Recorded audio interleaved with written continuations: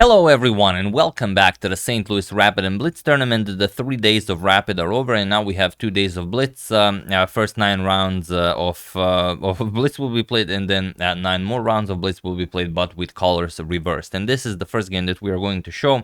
We've already shown a game from the Rapid section where Alireza played brilliantly against Nepo, and he got a very nice advantage right out of the opening, but it wasn't all that easy to convert that.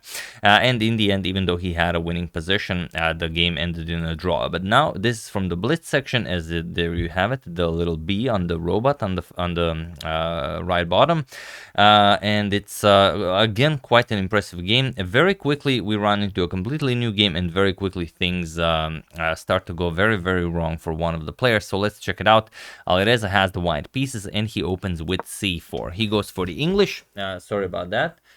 Jan replies with e5, grabs the center. We have d3, knight to f6, and now knight to f3. We have knight to c6, so the 3 knights are now developed, but now not knight to c3, rather pawn to a3, stopping any bishop to b4 action in the future, and also just preparing to strike on the queen side with b4. So Jan strikes in the center with d5, captures, and just pawn to e4, chasing away the knight to b6, and now bishop to e2. Both players prepare to castle. Bishop to e7, we have castles, and now bishop to e3. So one thing that you can notice about this position is that well, your vast chess knowledge is probably telling you that black has nothing to worry about here. The pawn on d3 is a backwards pawn. It's a weak pawn, and if you don't push it to d4 at some point, it's gonna be a problem. And you are correct here. If this was a classical game, of course Alireza would never play this, but it's a blitz game, so he plays it. We have pawn to f5, and now expecting pawn to f4, Alireza plays pawn to b4, and this is now the idea. If f4, just bishop c1 to b2, Alireza will shift the bishop over to this diagonal. Just give me a second. I think Medo wants to come in into the room.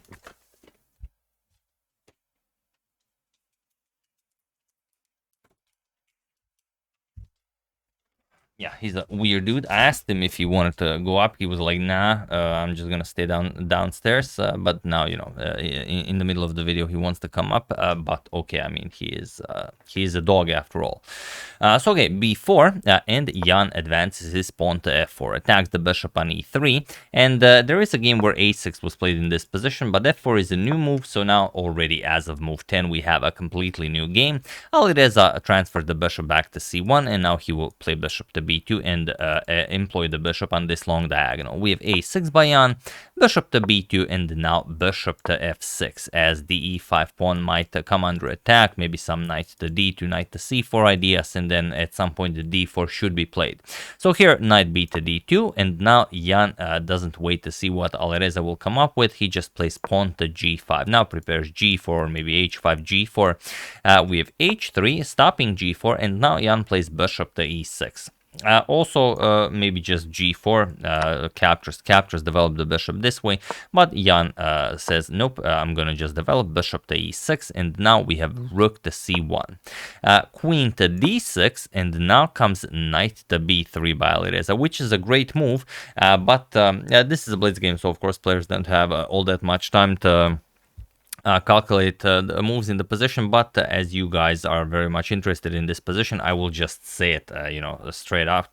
D4 is winning here for white, and D4 is unstoppable. But I'm gonna show you why it's so fun. Of course, not reacting to D4 is out of the question. I mean, of course, D5, D captures on E5. You do not want to see those moves happen. So let's say E captures on D4. Now E5, you give up another pawn to free up the E4 square for your knight, and then just everything falls apart for black. For example, knight captures on E5, knight E4 attacks the queen and the bishop. So first, let's eliminate one more piece. Bishop captures on f3, and now queen d8. We have to save our queen. Knight captures on f6, comes with check, and after queen captures, or rather rook captures, doesn't really matter, just bishop captures on b7. You attack the rook. If the rook moves, you pick up the a6 pawn. If rook to a7, now just queen captures on d4. You attack the rook on f6. The bishop and queen battery are now going after the rook, and you can't really play something like rook f8. You just get checkmated. So you kind of have to trade here. Queen captures captures, bishop captures. Again, the rook is hanging, and after the rook moves, you're just going to play bishop to f3. And remarkable about this position is that the material is completely even, but black is completely busted. What do you play here with black? You have one useful move, rook d8, and after rook f to d1, you have no more moves for black here. You can't move the knight, the rook would hang, you can't really move the rook anywhere, otherwise rook captures on c7, and even if you wanted to give up the pawn, there's really nowhere to move that rook. So there is no good move here for black, and white can improve the position as much as white wants, and it's going to be an easy win for Alireza.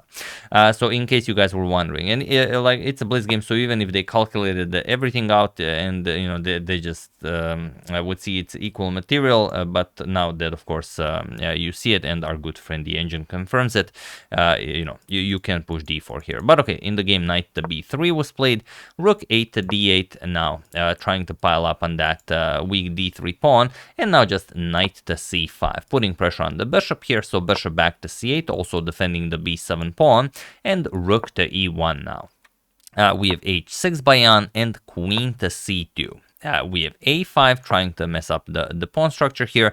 B captures on a5, knight captures on a5, and now Alireza finally executes d4. And if you could capture this and keep your position, you'd be okay with this, but the problem is if you capture, again pawn to e5 just ruins all of your plans, as it will align the queen with the rook. If bishop otherwise you're just going to lose a piece, so bishop captures, knight captures, queen captures, and now the spectacular bishop to g4, and the winning of the e6 square combined with the queen's access to the g6 square is just game over for black. For example, queen moves somewhere, you're going to play knight e6, you're going to attack both of the rooks.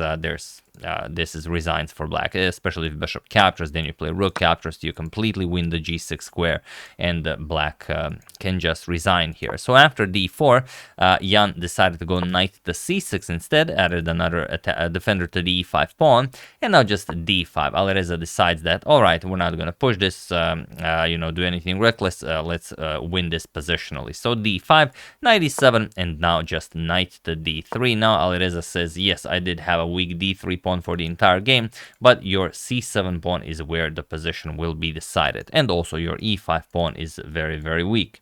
So here Jan tries to do something, he plays c6, but the position is very much resignable. Just d captures on c6, and now you can't react to this because also the e5 pawn would hang.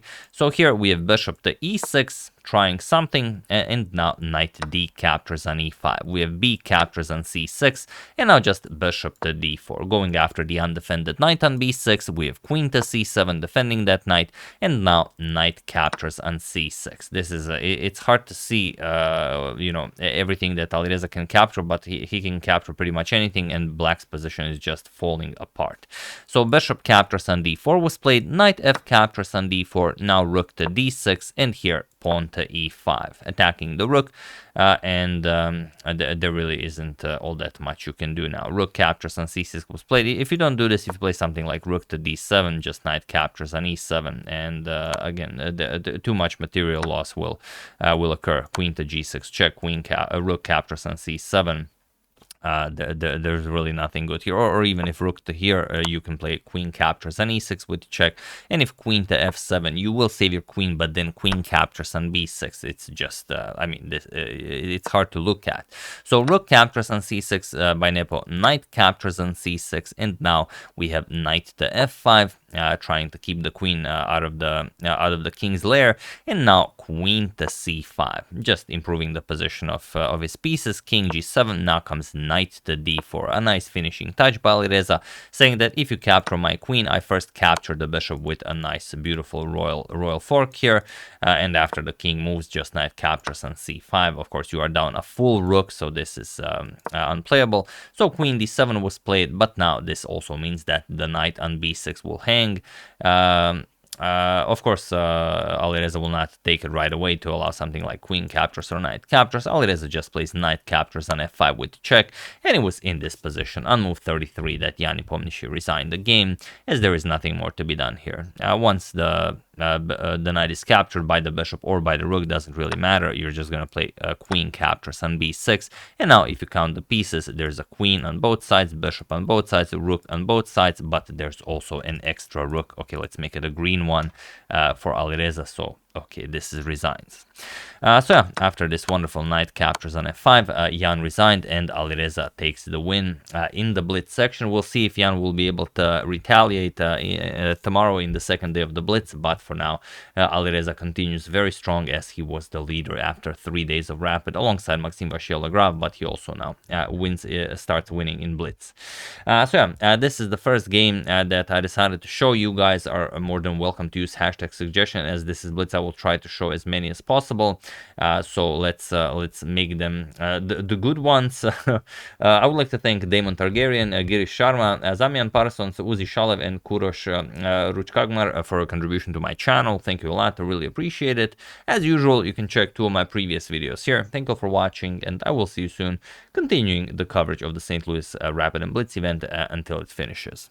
So thank you all. I will see you soon and have an excellent rest of your day. And I am interested if any of you guys started watching House of the Dragon. I was a big fan of the previous series. Also, I only read the first book, but I did enjoy the series until, you know, that moment where they ran out of book material. But I'm wondering if you guys are now interested in House of the Dragon as well.